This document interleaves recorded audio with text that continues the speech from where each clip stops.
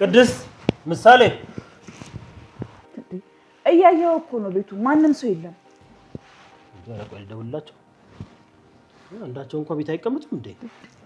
ምን ሆነሃል? ቀን እኮ ነው ለምንድን ነው የምደውልላቸው? ቆይ እኔ የማይገባኝ ነገር እኮ የሆነ ሰው ከዚህ ቤት ከወጣ ሁላችሁ የምትጨነቁት ነገር ምንድነው እሱ? ደውለው ነበር አላየሁትም እንዴ? ሜሴጅ ልከዋል አይደል? ኦኬ ወኮተናል ለወኮተው ነገርም ኡፍ ለዚህ ነው እንደምታስጨንቀኝ። ስማ ደንግጬ ነበር። እስቲ ግጭ ልጅና ምግብ ፈላልጊ በጣም ልቆኛ። አቤት እንዴ ቀድም ከነጋ ካፌ ብላሽ ትባል አልበላም በቃ ይጠገብኩ ስላል ነበር እንዴ? እናትሽ ራስ ታሃቱኝ ተይ። ረብስማ ሰማኛለህ። እኔ ፍቅር ጉዳይ ሳስበኝ ነው እንጂ ካንተ ጋማ ፍቅር ነው። ካንቺ ጋር ምን አጨቃጨቀኝ? ራሴ እጅ አልፈልግም። ካንቺ ጋር ምን አጨቃጨቀኝ? ይሻላል። አንቺ እያለሽ እኔ ለምንድን ነው ኪችን ሄጄ ምግብ የምፈልገው? ተነሽና ሂጂ አምጪ።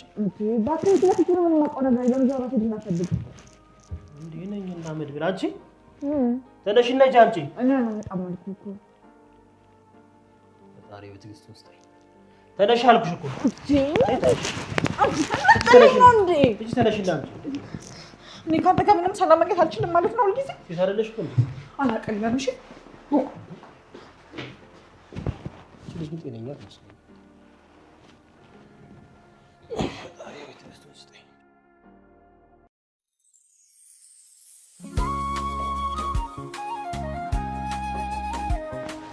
እንዴ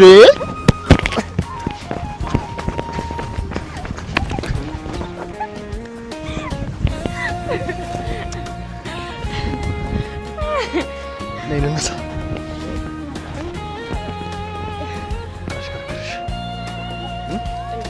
ኳላ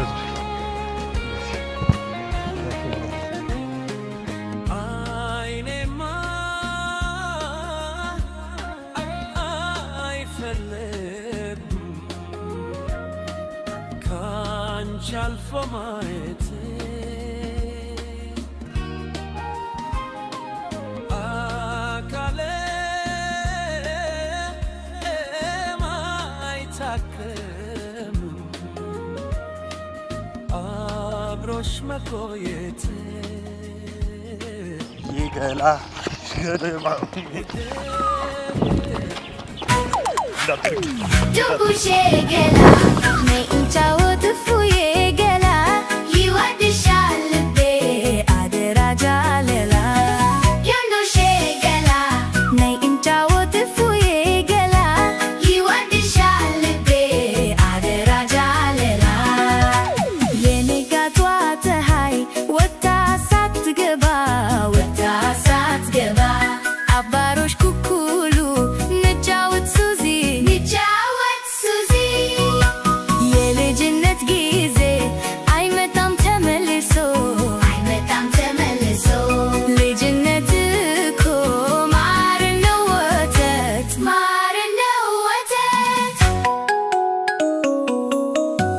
ዱቡሼ ገላ ነይ እንጫወት እፉዬ ገላ ይወድሻል ልቤ አደራ ጃለላ ዱቡሼ ገላ ነይ እንጫወት እፉዬ ገላ ይወድሻል ልቤ አደራ ጃለላ ዱቡሼ ገላ ነይ እንጫወት እፉዬ ገላ ይወድሻል ልቤ አደራ ጃለላ ዮንዶሼ ገላ ነይ እንጫወት እፉዬ ገላ ይወድሻል ልቤ አደራ ጃለላ የነጋቷ ፀሐይ ወጣ ሳትገባ አባሮሽ ኩኩሉ ንጫወት ሱዚ የልጅን ገልጠን ያላነበብናቸው ብዙ ነገሮች ነበሩ። እንደተለመደው የግቢውን በር ከመክፈቱ ውሾቹ ከፍ ዝቅ ብለው ተቀበሉት። የእነዚህን ውሾች ፍቅር ብትቀምሺ 3 ያንሳል ትይኝ ነበር። ፍቅር፣ ትዕግስት፣ ማዳመጥ፣ መታዘዝ ብዙ ያስተምሩኛል። ከዚህ ሌላ ምን ትፈልጊያለሽ? አለኝ በጨዋታ መልክ። ፈገግ አልኩ። ምንም የምለው አልነበረኝም። ውሾቹ ለእኔ አሁንም በግዝፈትም በቁጥርም ብዙ ናቸው። ከመጀመሪያው ቀን ጀምሮ ላዩ ላይ ያየሁት በግምት ከጥቁር ወደ ግራጫነት የተለወጠው ጃኬቱን አውልቆ መስቀያው ላይ አንጠለጠለና ወደ ማብሰያው ቦታ ሄደ። ይህንን ቤት ከ1960ዎቹ ቤቶች የሚለየው አንድ ብቸኛ ነገር የሳሎኑን መስኮት ስር የማብሰያ ምድጃና የዕቃ ማጠቢያ ቧንቧ መኖሩ ነው። መቼ ልትሄጂ አስብሽ? አንዳንድ ነገሮችን ይጠይቃል አልኩ በልቤ። ከነገ ወዲያ። አሁን እንዴት ነሽ? ውስጥሽ ምን ይሰማሻል? በጣም የተለየ ስሜት ነው ይሄኛው። ስመጣ ስሜቴ በጣም ጥሩ አልነበረም። ሰው ማየት መስማት ታክቶኝ ነበር። ያው አንተም አይተኛል። ከራሴ ጋር እንኳን መስማማት ከብዶኝ ነበር። አሁን እንደ አዲስ የተፈጠርኩ ነው የመሰለኝ። ፈጢራ ከሰጠችኝ ስጦታዎች ውስጥ ብርሃኑ የከፈተልኝ መስመሮች ቁልፍ ምስጢር የያዙ ይመስሉኛል። አንድን ሁነት በብዙ መልክና ጥልቀት የማይበት አዲስ ሰፊ አይን ሰጥቶኛል። ውስጤ የነበረ ተስፋ መቁረጥና ቁጡነት ጠፍቷል። ትግል የለኝም። ብዙ ሰማለሁ።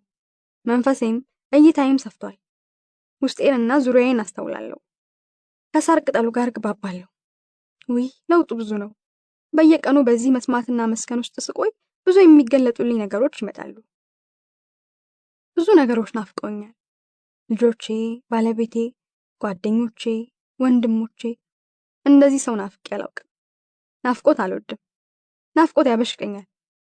ወይ መሄድ ነው ወይ እርግፍ አድርጎ መተው ነው። ልብን ማንጠልጠል አልወድም። ያሳምመኛል። ከናፍቆቱ በላይ እልሁ ያሳምመኛል። እውነት ባኳኔ ይስቃል። እውነቴን እኮ ነው። ናፍቆት ፈቃደኝነት ይጠይቃል። ዝም ብሎ እንደ ሙጫ አይጣበቅብህም። ዞር በል ካልኩ አብሮ አይቆይም፣ ይሄዳል። እኔ ደግሞ አልወደውም። ማንንም ለመናፈቅም ሆነ ለመናፈቅ ፍላጎት የለኝም። አሁን ግን ናፈቁ ይመስለኝ። አሁንም ይስቃል። ከቤተሰቦች አገኘ የነበረውን ፍቅርና ጉልበት አስቤው አላውቅም ነበር። ለካንስ መስጠት ብቻ ሳይሆን ብዙም ነበር የምወስደው። ብቻ ብዙ እፎይታ ነው የሚሰማኝ። በእነዚህ ጥቂት ቀናት አንቺ ላይ ያየሁት ለውጥ ፈጣን ነበር። ማንም ሰው በቀላሉ ይለየዋል። ለብዙ ሰዎች ረጅም ጊዜ የሚወስድ ሂደት ነው። እንደነገርሽኝ ከሆነ እርግጠኛ ነኝ ያለፉትን ጥቂት ዓመታት ተንገጫቅሻል። ግን አሁን ያሳየሽው ለውጥ በጣም ትልቅ ነው። ሌላ ሴት ናት የተወለደችው። አንድ ቆንጆ ታሪክ አስታውሰሽኛል። ወፈፌው ከወንዙ ዳር ቆሞ ከወንዙ ባሻገር ወዲያ ማዶ ያለውን ሽማግሌ እባክዎን አባት እንዴት ነው ይሄንን ወንዝ መሻገር የምችለው ይላቸዋል። ሽማግሌው ማስተዋይ ነበሩና አይ ልጄ ተሻግረዋል እኮ ብለው አባነኑት። ነቃ። ለካንስ እውነትም ተሻግሯል። ያልተሻገረው ስለመሻገር የነበረው ግንዛቤ ነበር። እና ባጭሩ አሁን የወጣው ማንነትሽና ጥንካሬሽ ብዙ ተሻግሯል። ለብዙ ሰዎች ይተርፋል። አድምጩ አለና ወደ ስራው ገባ። ሳይታጠቡ የነበሩ ጥቂት የመመገቢያ ዕቃዎችን ያለምንም ኮሽታ ሙልጭ አድርጎ እያጠበ ነው። መታገዝ የሚያስፈልገው አልመሰለኝም። እስኪ ቆንጆ ሙዚቃ ክፈችልኝ፣ እኔ የሚቀመስ ነገር ላዘጋጅ አለና ተነሳ። አኳኋኔ ቤተኛ ነበር የሚመስለው። የሙዚቃ ስብስቦቹን ማገላበጥ ያዝኩ። ሙዚቃ እንደምወድ አውቃለሁ። እንደሚያሰክረኝ ግን የገባኝ አሁን ነው። ገና ሳልከፍተው ድምፁን ሳልሰማ ትዝታው ይመጣል። የት እንደሰማሁት፣ ማን እንደነበር፣ ምን እንደተሰማኝ ስሜቶቹ እየተከተለተሉ ይመጣሉ። አንዱ ሳልጨርስ ሌላው ይመጣል። ያንን ጊዜ ወይም ስሜት መኖር ማቆየት ከፈለግኩ ደግሞ ከፍተዋለሁ። እራቀኝ ያለሽበት ከተማ አይንሽን አላይ ድምፅሽን እንኳን አልሰማ እንዳልመጣ በእግሬ መቼ ደርሼ በትዝታ አለው በሀሳብ ተረብሼ ከሰይፉ ዮሐንስ ጋር እወዛወዛለሁ። ሊቁ ለአፍታ አየት ታደረገኝና ናፍቆት እንደዚህ በር ሲያንኳኳ በጣም ደስ ይላል። ማስተናገድ ብቻ ነው። በዚያች ቅጽበት በእርግጠኝነት የማውቀው ነገር ሙዚቃውን መስማት መፈለጌን ብቻ ነው። ይህንን ዘፈን ሌላ ማን ቆንጆ አድርጎ እንደተጫወተው ታውቃለህ? አላውቅም። አለማየሁ ሂርጶ በጣም ቆንጆ ተጫውቶታል። አንቺ መች ላገኝሽ እችላለሁ እንዳልመጣ ግን ደክሞኛል ቆሜያለሁ ናፈቅሽኝ ስኖር ካንቺ ተለይቼ መች ደርሼ ተቀን አንቺን አግኝቼ። ምን አይነት ፍቅር ነው ግን እግሬን ደክሞኛል ብሎ የሚያቆም? እግሩ ቢቆረጥ ምን ሊሆን ነው? የሚጋልበውን ሐሳቤን ገታ አደረግኩ። በሰው ፍቅር ላይ እንጨት መስደድ ደግ አይደለም፣ ነግበኔ ነው። ምናልባትም አፍቃሪው ከተፈቃሪዋ ባህር አቋርጦ ሌላ ሀገር ይሆናል የሚኖረው። በእግሩ መንገድ ጀምሮስ እንደሆነ የአፍቃሪን ነገር ማን ያውቃል? ጥሩ ጆሮ ነው ያለሽ። ምርጫሽና እድሜሽ አይመሳሰሉም። ፈገግ አልኩ። በእኔና በአንቺ ትውልድ መሃል ሰፊ ገደል ነው ያለው። አሁን ያሉትን ወጣቶች ብዙም አላውቃቸውም። ልዩነታችን ግን ብዙ አንድነትም አለው። የወንዝ ውሃ የቱ ጋር እንደሚቀየር ማንም አያውቅም። እንደሚፈስና ስረ መሰረቱ አንድ እንደሆነ ግን ሁሉም ይረዳል። የትውልድ ጅረት እንደዚያ ይመስለኛል። ሙዚቃዎች ውስጥ በአብዛኛው የኛን ዘመን ታገኛለሽ። ግን የሙዚቃ ስብስቦች በዘመን የታጠሩ አይመስለኝም። ብዙ የዘመን ወጣቶች ሙዚቃም አለ። ስሰማቸው ባደር የምጨርሳቸው አይመስለኝም። አይዞሽ ትሰሚያቸዋለሽ፣ መምረጥ እንዳይደክምሽ እንጂ። ዞር ብሎም አያወራም። አይኑ ከሚከታተፈው ሽንኩርት ጋር ነው። ታደለ ቢያንስ ባለፉት 50 ዓመታት በተሰሩ ሙዚቃዎች ትዋዛለህ፣ ትታደሳለህ፣ ትመሰጣለህ። ሌላ ምን ትፈልጋለህ? ምንም። መልሱ ለመስማማትና ተጨማሪ ማብራሪያ ላለመስጠት ይመስልበታል። ነገሩ ነው እንጂ የሰው ልጅ እዚህ ምድር ላይ ለመቆየት የሚያስፈልገውም የሚጠይቀው ብዙ ነው። ምሳችንን በላን። ማንኛችን ለማዕድ ቤት ቅርብ መሆናችንን እስክጠራጠር ድረስ ምግቡ ይጣፍጣል። የሆነች ነገር ጣል አድርገህ ነው አይደል የምታበስለው? ጠየቅኩት። ያለሱማ እንዴት ይጣፍጣል? ባዶ ምግብ ሰርቼማ ሰው አልጋብዝም። ልቤ ጠብ ካላለበት ባዶ ምግብ ነው። ውስጡ ህይወት አይኖረውም። በረከት፣ ጤናና ሰውነት አይሆንም። ቅመም ነገር ጣል ማድረግ ግድ ነው። ቀለደብኝ። ፈቀድኩለት። ልክ እንደ እንግዳ ልጅ አንዱን አነሳለሁ፣ እጥላለሁ። ከኋላ ያለውን ታሪክ እጠይቀዋለሁ፣ ያብራራልኛል። ቤቱ ውስጥ ያሉ ዕቃዎች በሙሉ የራሳቸው ታሪክ ነበራቸው። አንተ ግን እንዴት ወደ ፈጢራ መጣህ? ሴት አያቴ እዚህ አካባቢ ነበር የተወለዱት። ትንንሽ እያለን ከእናቴ ጋር እንመጣ ነበር። መልካም የልጅነት ትዝታዎች አሳልፈናል። በየመስኩ ከጥጆች ጋር ዘለናል፣ ፈንጥዘናል። ትኩስ ወተት ከናረፋው ጠጥተናል። በጎች እናግዳለን ብለን ይዘን ወጥተን ሜዳ ላይ በትነን ተመልሰናል። አያቴ በጣም ደግ ሴት ነበሩ። አየልጅ ነገር እያሉ እርጓችንን አጠጥተው መልሰው ወደ ጨዋታ ያባረሩናል። ህይወት ወደዚህ ሀገር ስትመልሰኝ ከተማ ውስጥ መኖር አልቻልኩም። ከተማ ለመኖር ከሆነ ባለሁበት ሀገር መዝለቅ እችል ነበር። ሰውነቴም ነፍሴም ያስፈልጋቸው ከከተማዋ ሁካታ ዞር ማለት ነበር። ስለዚህ ወደ ፈጢራ መጣሁ። ፈጢራ ግን ስሙ አያስቅም? ለምን ያስቃል? እንኳን ፈጢራ ደስታዬ አላደል እንዴ? ልኬን ነግሮ አሳቀቀኝ። እውነቱን ነበር። ስም የራሱ ቦታ አለው። ዝም ብሎ ሄዶ እንደ ልስን አይለጠፍም።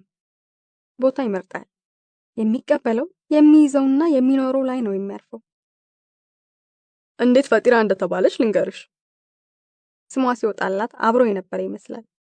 እርግጠኝነቱን ወደድኩት። በዚች በየቅጽበቱ በምትለዋወጥ ዓለም እርግጠኛ እንደመሆን ምን ከባድ ነገር አለ?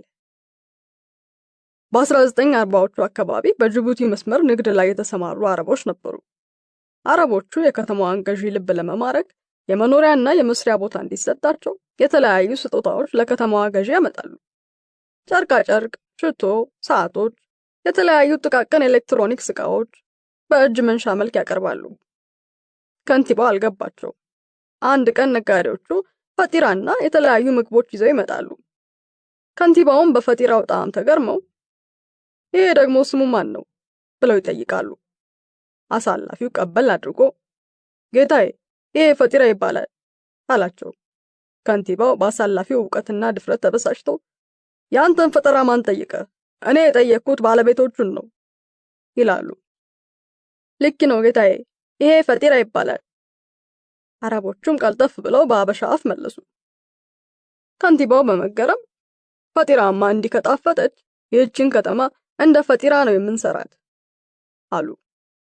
ከተማዋ በዛው ፈጢራ ተባለች ይባላል። በመገረምና ለመሳቅ በመፈለግ መሃል ታፍኛ ያዋለሁ። አይዞሽ ልቀቂው፣ ኧረ ሳቂው፣ አትታፈኝ። የኔ ፈጠራ መስሎሽ ነው አይደል? የኔ አይደለም። በእርግጠኝነት ግን ያንዱ ነው። ሳኩኝ። ወሬ ቀጠለን። ግን ይህን መንገድ እንዴት መረጥከው? ህይወት ናት የመረጠችኝ። እኔ ህይወትን በገባኝና በተረዳሁት መልኩ ለመኖር ተፍ ስል ለካስ ማዞሪያው ጋር ደርሼ ነበር። ማለት ታሪኩ ብዙ ነው። ከ10 ዓመታት በፊት ከብሬን ቲዩመር ወይም የአእምሮ እጢ ጋር እየተፋጠጥን ነበር። ራሴን ለመስማት ጊዜው ስላልነበረኝ የመጀመሪያ ደረጃ የህመሙን ምልክቶች አላስተዋልኩም ነበር። የተጋነነ ድካም፣ መርሳትና የስሜት መለዋወጥ ነበረኝ። ማስተማር አቃተኝ። ሐኪም ዘንድ መታየት ግድ ሆነ። ታየው። ብዙ ምርመራዎች ተደረገልኝ። በስተመጨረሻም ሐኪሙ የነገረኝ ዜና ህይወቴን ለአንዴና ለመጨረሻ ጊዜ ቀየረው። 2ኛ ደረጃ ላይ ያለ የአእምሮ እጢ ነበር። እንዳሉት ከሆነ ካንሰሩ ወደ ጎረቤት የአእምሮ ክፍል አካባቢዎች ከመዛመቱ በፊት በቀዶ ጥገና መውጣት ነበረበት። ዜናው እንደ መብረቅ ነበር ላይ የወደቀው። እንደዚያ ቀን አላዋቂነት ተሰምቶኝ አላውቅም። አዋቂ ነበርኳ። እሳት የላሱ የዩኒቨርሲቲ ተማሪዎችን አፍ አስከፍቼ ነበር የምሸኛቸው። ከሚጨበጥና ከሚዳሰስ አልፌ ስለ ረቂቅ ፊዚክስ ወይም የተፈጥሮ ሳይንስ ዘርፍ ነበር የማስተምረው። አለ የተባልኩ የፊዚክስ ምሁር ነበርኩ። ዜናውን ከሰማሁ በኋላ ለረጅም ቀናት ድንጋጤና ውዥንብር ውስጥ ቆየው። ስነቃ ልክ ከጥልቅ እንቅልፍ የመንቃት አይነት ንቃት ነበር። እሱን የማውራሽ ከአሪፍ ቡና ጋር ነው። ዛሬ ቆንጆ ቡና አሰኝቶኛል። ሌላ ሙዚቃ መቀየር ትችያለሽ። ተነሳና ቡናውን ማፍላት ጀመረ። ያወራልኝን ነገር በደንብ ለማብላላት ጊዜ ወሰደብኝ። ከሊቁ ጋር መቀመጥ ራሱ ያለፈበትን ሂደት አብሮ የመኖር ያህል ህይወት አለው። ተነሳውና ሙዚቃ መደርደሪያውን ማገላበጥ ጀመርኩ። ከአዲሶቹ ስብስቦች ውስጥ ዘሪቱን አገኘው። ውሸታም አንቺ ውሸታም ውሸታም አታላይ ነሽ በጣም ማለለ ልቤ ማለለ ታለለ ልቤ ታለለ ሳተ ከቆመበት ተንከባለለ። ቡናውን ይዞ አጠገቤ መጥቶ ተቀመጠ። የት ጋር ነበር የቆምኩት? ከእንቅልፍ ነቃ። አዎን፣ ስነቃ ከቲዩመሩ ጋር ተፋጠናል። ህመም ወይም ሞት ብዙም የምፈራ ሰው አልነበርኩም። ምክንያቱም እንደዚህ ቅርብ መስሎ ተሰምቶኝ አያውቅም። በዚህ አይነት ቅርበት አልተያየንም። ለኔ ሞት ልክ እንደ አንድ የህይወት መልክ ወይም ዳይሜንሽን ነበር። የሚፈራ የሚሸሽ አልነበረም። የነፍስን መልክ የመቀየር ሂደት ነበር። ህይወቴ ሁሉ መጽሐፍ ነበር። ለቤተሰቤ ምንም ጊዜ አልነበረኝም። ምን ለመጨበጥ እንደሆነ ግልጽ አልነበረም እንጂ ማራቶን ላይ ነበርኩ። ህይወት ድንቅ ናት። የሚያስፈልግሽን ቅመም በሰዓቱ ተቀርብልሻለች። አልበላም፣ አልወደውም፣ ይቆየኝ የለም። ዋጥ ታደርጊያታለሽ። ለጣዕሙ የተለያየ ትርጉም የምንሰጠው እኛ ነን። ነገርየው በጥልቀት ቢመረመር ነፍሳችን ቃጭጫ ከመውደቋ በፊት መውሰድ ያለብን ምግብ ነው። ስለዚህ የተሰጠኝን የቀዶ ጥገና አማራጭ መወሰንና ማድረግ ነበረብኝ። የመጀመሪያዎቹ 2-3 ሳምንታት በጣም ከባድ ነበሩ። ብዙ ትግል ነበራቸው። በፊት የማልሰማቸው ህመሞች በሙሉ ይሰሙኝ ጀመር። ቀንም ሌሊትም እንቅልፍ አልነበረኝም። ምን ይዤ ምን እንደምጥል አላወቅኩም ነበር። መጀመሪያ ፍርሃቱ ይመስለኛል የጎዳኝ። በበኩሌ አካላዊ ህመም አላውቅም። መለስተኛ ቤተ መጻሕፍት ነበርኩ። የእውቀት ረሃብተኛ ታውቂያለሽ? ይህንንም ያንንም የሚያግበሰብስ ግን ጭንቅላቱ የማይጠረቃ እንደዚህ አይነት ረሃብተኛ ነበርኩ። ሌላ ህይወት ግን አልነበረኝም። የመጀመሪያዎቹ ከባድ ጊዜዎች መንፈሴንና ሰውነቴን እጅጉን ፈተኑት፣ አደከሙት። መተኛት ነበረብኝ። አብዛኛውን ቀንና ሌሊት ተኛለሁ። እንቅልፍ ግን አልነበረኝም። ባለቤቴና ልጆቼ በጣም ተጨነቁ። ምን ማድረግ እንደምችል አልገባኝም። አንድ ሌሊት የሆነ ነገር ልቤ ላይ ይመላለሳል። ተረታ እጅ ስጥ ይላል እየደጋገመ። በተደጋገመ ቁጥር ዝም ብዬ መስማት ጀመርኩ። ግራ ገባኝ። ከዚህ በላይ እጅ መስጠት አለ እንዴ? እጅ የራሱ ተወስዶ ምን ልስጥ? ድምፁ እየደመቀ ሲመጣ ጸጥ ለጥ ብዬ መስማት ነበረብኝ። በቻልኩት አቅም ማዳመጥ ጀመርኩ። አስታውሳለሁ ህመሙ ትንሽ ቀለል ሲልልኝ ይህንን ድምፅ እያሰላሰልኩ በማግስቱ ተመልሼ የተለያዩ አጋዥ መጽሐፍት ለተማሪዎች ያዘጋጃለሁ። ኮርሳችንን ልንጨርስ 1 ወር አካባቢ ቢቀረን ነበር። ባለቤቴ መጣችና ጌታዬ፣ ኧረ እባክህ አሁን እንኳን እጅ ስጥ፣ ተው እባክህ፣ ለራስህም ለእኛም መኖር እኮ አለብህ አለችኝ። እጅ ስጥ ከሚለው ቃል ውጪ ያለችውን ብዙ ነገር አልሰማሁትም። ዝም አልኩ። ከትንሽ ሰዓት በኋላ የቅርብ ጓደኛዬ ደወለልኝ። የሕክምናውን ውጤት ሰምቷል። ብዙ ነገሮች አወራን እና አሁን ምን እያደረክ ነው ጠየቀኝ። ዛሬ ትንሽ ቀለል ስላለኝ የተማሪዎች ደጋፊ መጽሐፍት እያሰባሰብኩ ነው። ክፍል ባልገባላቸውም ይህንን ኮርስ መጨረስ አይከብዳቸውም። እኔም ከሐሳብ እገላገላለሁ። አንተ ሰው አሁንም ስለ ስራ ነው የምታስበው? ስራ እኮ አይደለም፣ ይሄ እኮ ሌላ ነው፣ ማስተማር ነው። እባክህ ጌታዬ፣ አሁን እንኳን እጅ ስጥ፣ ራስህን ተንከባከብ። ችግሩ ስር ሳይሰድ ያሉትን የሕክምና አማራጮች ቶሎ ጀምር። አሁንም እጅ ስጥ ካለው ውጪ እኔ ውስጥ የቀረ መልእክት አልነበረም። ግራ ገባኝ። ምንድነው እጅ መስጠት? የት ነው የምሰጠው? ለማን ነው የምሰጠው? ራሴን መጠየቅ ቀጠልኩ። የሚሰጥ እጅ እንዳለኝ ገባኝ። ነገሩ ሲገባኝ እጄንም እግሬንም ሰጠው መሰለኝ። ለማስተምርበት ዩኒቨርሲቲ ያለውበትን ነገር በግልጽ አሳወቅኳቸው። መጽሐፍቶቼን፣ የጀመርኳቸውን የጥናት ጽሑፎች፣ ላፕቶፕ ከፊቴ ዞር አደረኩ። ምን ማድረግ እንደምፈልግ ገና አልወሰንኩም። በቀዶ ጥገና እጢውን ማውጣትና የጨረር ሕክምና መቀጠል ወይም በጨረር ሕክምና ብቻ መሞከር የተሰጡኝ ምርጫዎች ቢሆኑም አንደኛውን መምረጥ በራሱ ሌላ ፈተና ነበር። በሌላ በኩል ደግሞ ህመሙ እየባሰ መጣ። አቅሜም ከቀን ወደ ቀን መዳከም ጀመረ። በእነዚህ 4 ሳምንታት ራሴን የምደልልበት ምንም ነገር እጄ ላይ የለም። ስራ የለም፣ ንባብ የለም፣ ቴሌቪዥን የለም። ብዙም አላወራም። ትንሽ ነገር ቀምስና ወይ ተኛለሁ ወይ ደግሞ ብርታት ሲኖረኝ ጓሮ ቁጭ ብዬ አሰላስላለሁ። ምን የረባ ነገር አድርጌያለሁ? ማንን የሚጠቅም ስራ ሰርቻለሁ? ምን ታሪክ ትቼ ነው የማልፈው? ለማን ነው የኖርኩት? ምን ማድረግ የምፈልገውና ያላደረኩት ነገር አለ? ምን ይቆጨኛል? ራሴን እጠይቃለሁ። ብዙ አንጀት የሚያርስ መልስ አላገኝም። ባለቤቴ እጅ ስጥ ባለችኝ በማግስቱ ጠዋት ጭንቅላቴ ላይ ከተንሰራፋው እጢ ጋር ፊት ለፊት ቁጭ አልኩ። በሐሳብ መሆኑ ነው። እንደ ጓደኛ ነገርኩት። ምንም አይነት ትግል ውስጥ አልገባም፣ ግን የቀረኝን ጊዜ በሰላም ማሳለፍ እፈልጋለሁ። ስቃይ ውስጥ መቆየትም አልፈልግም። እያንዳንዷን ቀን ከጫፍ እስከ ጫፍ አጣጥሜ መኖር እፈልጋለሁ። የምቆይበትን ቀን ቁጥር መወሰን አልችልም። የምኖርበትን ጥልቀትና ጥራት ግን መወሰን እችላለሁ። እንዴት እንደምቆይ መወሰን የኔ ምርጫ ነው። ብዙ አልጠይቅም። ትርጉም ያላቸው ቀኖች ግን እፈልጋለሁ። ጭንቅላቴ ላይ ያለ ደባል እንደመሆነ መጠን ተከባብረንና ተጋግዘን ያስከውን ጉዳይ እንጨርስ አልኩት። ፍርሃት የማያደርግሽ ነገር የለም። ያኔ ምናልባትም ለመጀመሪያ ጊዜ በህይወቴ ደፋር ሆንኩ መሰለኝ። በደንብ ካልፈራሽ በደንብ አትደፍሪ። ድፍረትም ሆነ ጥንካሬም ነጥሮ እንዲወጣ እንደ ወርቅ መፈተን ያስፈልጋል። ሞቅ እንዳለው ሰው ይስቃል። ፈዝዣ ያዋለሁ። እውነት ቃል በቃልም ባይሆን እንደሱ ነው ያልኩት። ቡናውም በየመሃሉ ይቆነጫል። ቆንጆ ተረት አስታውሳለሁ። ሰውየው ትንሽ ወፈፍ ያደርገዋል አሉ። ሌሊት በተኛበት ሌቦች ይገቡና እቃውን መሰብሰብ ይጀምራሉ። አያቸውና ከመኝታው ተነስቶ እሱም ቁልፍ ያላቸውን እቃዎች መሸከፍ ይጀምራል። ሌቦቹ ተገርመው ሰውዬ ምንድነው የምትሰራው ይሉታል። እሱም በቤቴ ደህና ዕቃ እንዳላገኛችሁ ሳይ ልቤ ስለተነካ የሚረባ ነገር ልጨምርላችሁ ብዬ ነው። ያው አብረን አይደል የምንሄደው አላቸው። አንደኛው ቆፍጣና ሌባ ተናደደና ይሄ የወንድነታችንና የሙያችንን ክብር የሚመጥን አይደለም፣ ከባለቤቱ ጋር ሰርቄማ ለፍስፍስ ሌባ አልባልም አለና ተበሳጭቶ የሰረቁትን ሁሉ በትኖት ሄደ። ሰውየውም ይባስ ብሎ ቢያንስ እኔን እንኳን ይዛችሁኝ አትሄዱም አለ ይባላል።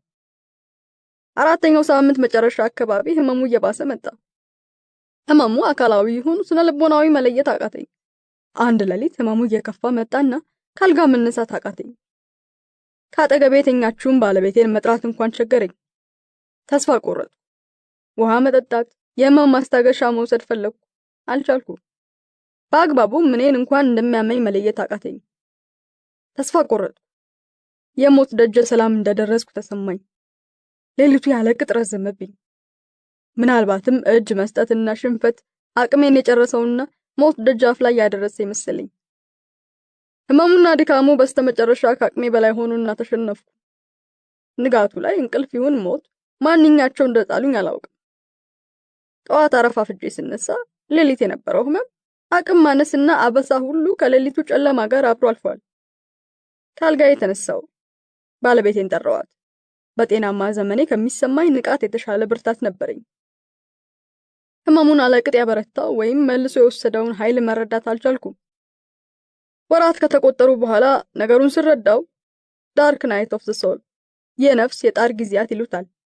በፈተና እየነቃች ያለች ነፍስ የምታልፍበት ፈታኝ ጉዞ ነው። ነፍሳችን እውነተኛ ከሚመስለው ግን ካልሆነው ማንነታችን ጋር ለመላቀቅ የምታደርገው ትልቅ ግብ ነው። ሂደቱም ፍሬ ከገለባው እንደመለየት ነው።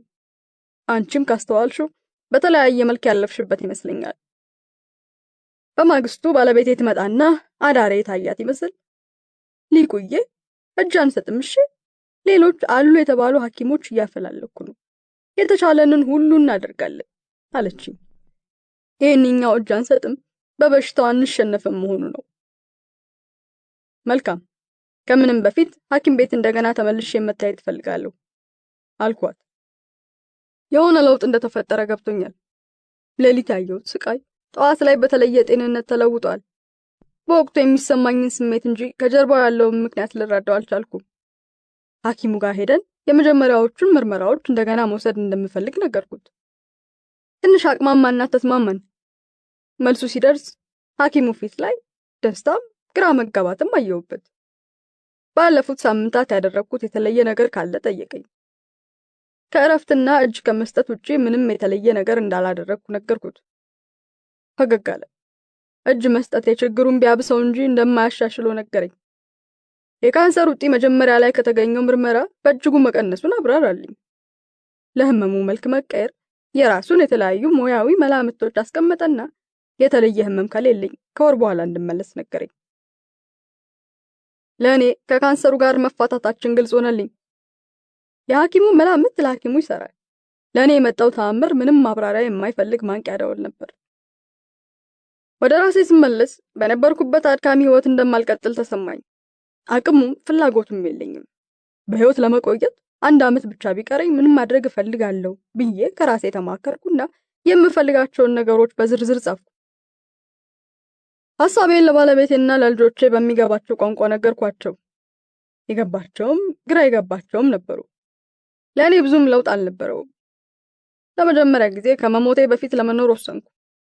ቀልድ ይመስላል፣ ግን አይደለም። ለቤተሰብ፣ ለስራ፣ ለነገ ሳይሆን ዛሬን ለመኖር ህይወትን ለማጣጣም ለመንቃት ቆረጥኩ።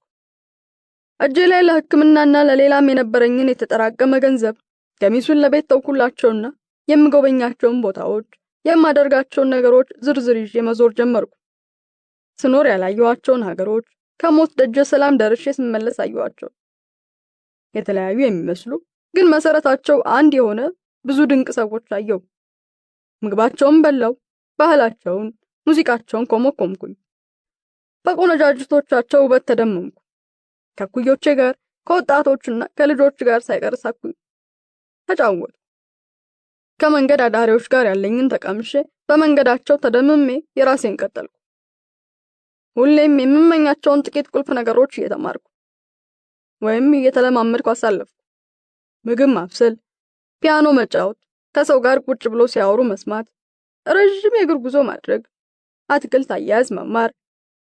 ሌላ ምን ተማርኩ? አዎ ይሄኛው ያዝናናል። የጥፍር ቀለም አቀባብ ሳይቀር ተማርኩ። ቤተሰቦቼን ከሁሉም ያዝናናቸውና የጠቀማቸው እሱ ነው። ባለቤቴ ስራ ብዙ ናት፣ ለራሷ ጊዜ የላትም። ሁሌም ጥፍሯን መቀባት ትጀምርና ትዕግስት በማጣት ትበሳጫለች። ስለዚህ እሷን ለማስደሰት ተማርኩ። ምናልባትም ዓመታት ለፍቼ ከተማርኳቸው ትምህርቶች ይልቅ ይሄኛው ሳያስደስታት አይቀርም። በኋላ ላይ ሴቶቹ ልጆቹ እየመጡ ዳድ ፕሊዝ እያሉ ስራቸው ሁሉ እኔ ላይ እግር መጫን ሆነ። በጣም ያዝናናል። በእውነቱ እኔን ለማስደሰት ይሁን ልጆቹም ፈልገው እርግጠኛ መሆን ይከብዳል። ባለቤቴ ግን በጣም እንዳስደስታት ግልጽ ነበር። ለ5 ደቂቃ የማላወራቸው የነበሩት ልጆች መጨረሻ ጥፍራቸውን ቀለም መቀባት ጀመርኩ። እያንዳንዷ ጥፍር ውስጥ ያለውን የቅርጽ፣ የቀለም፣ የውፍረትና መሳሳት ቀለም አቀባበል፣ ከሁሉ በላይ ግን ያሻራቸውን ልዩነትና ሚስጥር አጥንቼ ሳልጨርስ ስራው አልቋል። በጣም ያዝናናል። ኧረ ብዙ ነበር። ተማርኩ ሳይሆን ኖርኩ ነው የሚባለው። ትምህርቱ ቤት እማረዋለሁ። ከዛን ቀን ጀምሮ ኖረዋለሁ። ለሚቀጥለው ወር ወይም ለሌላ ጊዜ የሚባል ነገር የለም። ሌላ ቀን አልነበረኝም፣ ነገ አልነበረኝም። እያንዳንዷን ቀንና ቅጽበት ብቻ መኖሬን ነው የማውቀው። የባከነች ምንም ደቂቃ አልነበረችኝም። በየመሃሉ ህመም ቢሰማኝም የከፋ ነገር አልነበረኝም። በዚህ ውስጥ ሰውነቴ ከመዳከም ይልቅ እየበረታ መጣ። ህይወቴ፣ ሰውነቴ ታደሰ፣ እንደ ተክል ለመለመ። ወደ ሞት እየገሰገስኩ ነው ብዬ ራሴን ሳሳምን ጭራሽ መለምለም። ድንቅ ነበር። መሞትም መኖሩም ትርጉማቸው ተምታታብኝ። ህይወትና ሞት የረጅም ዘመን ወዳጃሞች እንደመሆናቸው ይተዋወቃሉ። ሰው በአግባቡ እንዲኖር ከተፈለገ ከፍተኛ የጊዜ ገደብ ይጣልበታል። ያንን የጊዜ ገደብ እኛ ሞት እንለዋለን። የሰው ልጅ ግን ነገርየው በምንም ቋንቋ ቢቀርብለት የመኖር ቆይታው ስለሚያዘናጋው የተለያየ አይነት ማስጠንቀቂያ ይፈልጋል። ምናልባትም ማስጠንቀቂያዎቹ አጠገቡ ያሉ ሰዎች ቀድሞ መሄድ፣ ማጣት፣ ኪሳራ፣ የትኛውም አይነት ህልም፣ ራዕይ፣ ቀላልና ከባድ ህመም እና የመሳሰሉት ናቸው። አሁንም አለቃ ካለ ቀኑ ተቆጥሮ ይነገረዋል። ይህንንም ካልሰማ ቀድሞ ሞቶ ሊሆን ስለሚችል ምግብ ከማቅረብ በፊት በተደጋጋሚ ትንፋሹንና የልብ ትርታውን አንገቱ ስር በደንብ ማጣራት ያስፈልጋል። ሞትም ቢሆን ትኩስ ነገር እንጂ የሞተ ነገር ይዞ መሄድ አይፈልግማ። ከት ብሎ በራሱ ፌዝ ሳቀ። በመገረም አይኑን አየዋለሁ። እና ይገርምሻል፣ በእነዚህ ጊዜያት ያልሰማሁት የሙዚቃ አይነት የለም። ምኔን እንዳስነኩት አላውቅም። ብቻ እንዳበደ ሰው ሙዚቃ ስሰማ ትወዘወዝ ነበር የምውለው። በኋላ ላይ ነው የሙዚቃ መንፈስ ፈዋሽነት የተገለጸልኝ። ልጆቼ ይመስለኛል ከህመሙ ይልቅ አዲሱ ባህሪ ግራ ሳይገባቸው አይቀርም። የማያውቁት እንግዳ ነገር ነው። እግሩን መታ መታ እያደረገ ቀጠለ። ታሪኩ እንዲህ የሚያልቅ አይደለም፣ ብዙ ነው። በጣም ይገርማል የምንተኛበትና የምንነቃበት መንገድ መለያየትና መመሳሰል አልኩ። እንደዚያ ነው። ሰዓቱ ግን ሄዶብሻል። 3:20 ሆኗል። ከፈለግሽ ልሸኝሽ እችላለሁ። ከተመቸሽም እዚህ ሶፋ ላይ ማደር ትችያለሽ። ሰዓቱና የደጁ ብርሃን አይመሳሰሉም። ትልቅ ደማቅ ጨረቃ እንዳለች ታውቆኛል። ብርሃኗና ድባቧ ሳር ቅጠሉ ላይ ነበር። በቤቱ መስኮቶች የሚገባው ብርሃን ቤት ውስጥ ካለው የነጭ አምፖል ብርሃን ብዙም አይለየም። የማደር ትችያለሽ ግብዣ ውስጥ ምንም የተለየ ግብዣ የለም። ከፈለግሽ ደሪ፣ ካልፈለግሽ መብትሽ ነው። ለማደርም ሆነ ላለማደር አልወሰንኩም። ምንም አልመለስኩለትም። ጊዜ ራሱ እንዲወስንልኝ ፈልጌያለሁ። ጨዋታችን አለማለቁ ደግሞ አጓጉቶኛል። በወጉ የማላውቀው ሰው ቤት ማደር፣ ለዚያውም ላጤ ቤት ማደር የሚለው ትርጉሙ ሲቀየር ተሰማኝ። ስጋት ፈለግኩ። የለም፣ ማታው ልክ ረዥም ቀን አብሮ እንደመዋል ነበር። ውስጡ የሚፈስ ህይወት አለው። ሰውነት ወይም ከሰውነት በላይ ያለ ስሜት ብቻ ነው መሃላችን ያለው። ሴት መሆኔ ወንድ መሆኑ ያለን ትውውቅ አጭር መሆኑ ቦታ አልነበረውም። ሌላ የሚያስተሳስረን ኃይል መሃላችን ነበር። ለአብሮነታችን ምንም የምንሰጠው ስም አልነበረም። ሰው መሆን፣ መስማት፣ መስፋትና መንቃት ብቻ ነው ውስጡ ያለው። ያለሁበት ቦታ የገባው ይመስላል። ልጆቹን ለያቸው፣ ውሾቹ መሆኑ ነው። ጋቢ ላምጣልሽና የሆነች ነገር እንቀምሳለን። በባዶ ሆድ አደረኩሽ። እስከዚያ ሙዚቃሽን ኮንኩሚ። ዛሬ ምርጫው ያንቺ ነው አለና ተነሳ። እኔም ተነስቼ በመልክ የተቀመጡትን ሸክላና ሲዲዎች ማገላበጥ ያስኩኝ። አብዛኛዎቹን ድምፃውያን ቢያንስ በስም አውቃቸዋለሁ። መበርበር ጀመርኩ። የሱ ትውልድ ወጣቶቹ የሚላቸው፣ የኔ ትውልድ ደግሞ አንጋፋ የሚላቸው ዝርዝር ውስጥ ይመደባሉ። አንዳንዶቹ አባቴ በደጉ ዘመን እናቴን ለማባበል የሚወዛወዝባቸው ዘፈኖችን አስታወሱኝ።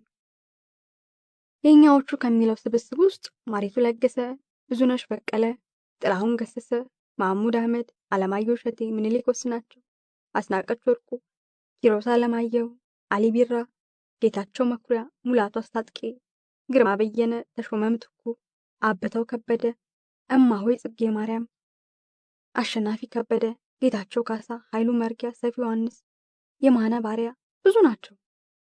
ወጣቶቹ ብሎ ካደራጃቸው ውስጥ የኔ ትውልድ አንጋፋዎች ሞልተውታል። ፈገግ አልኩ። እያንዳንዱ የአልበም ሽፋን የሚወስደኝ ቦታና ትዝታ ነበረው።